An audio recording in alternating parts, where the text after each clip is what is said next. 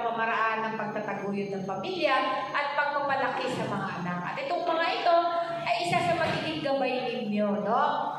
Wala naman po talagang sigurong magulang or ama na maghahangad na hindi maging maganda ang kanilang pamumuhay ng kanilang mga anak. Alam naman po natin yan, no? Lalo na ang mga kalalakihan ng lusod ng may gawayan, mga responsable. Ito pong mga ganito ay dagdag na kaalaman, dagdag na pamamaraan kung paano pa natin lalong mas magiging mapabuti ang pagiging ama natin at higit sa lahat ang pagiging asawa. Di ba po?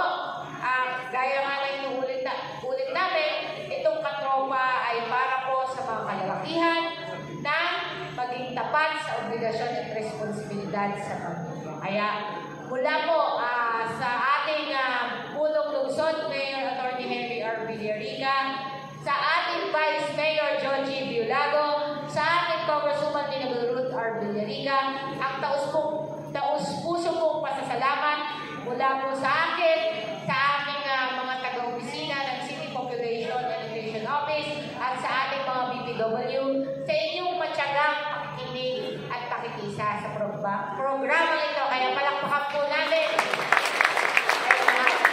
So, baka naman sana umabot po yung merienda, hinihintay po namin. Pero siguro po i-award na lang po namin yung certificate per barangay. Punta na lang po kayo dito para naman ma-picture kayo.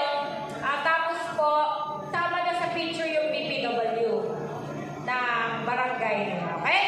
So, sige po, alam ko, yung iba sa inyo, gusto na rin po. Pero, kung gusto nyo pong hintayin yung merienda, pwede nyo pong hintayin. Ewan ko na. Kuya, yung merienda, mga ilang years pa. Natawa si Kuya. Mga ilang years pa, Kuya. Ba't ka kumakamot? Talino ba na merienda kayo yun, di bukas? Okay, sige po. Nasaan po ang participants ng Barangay Calvario? Tara, ilan yan? Pakilala mo lang natin. Kuya, tara Kuya JR, sama na kayo para umalis yung pag-picture natin.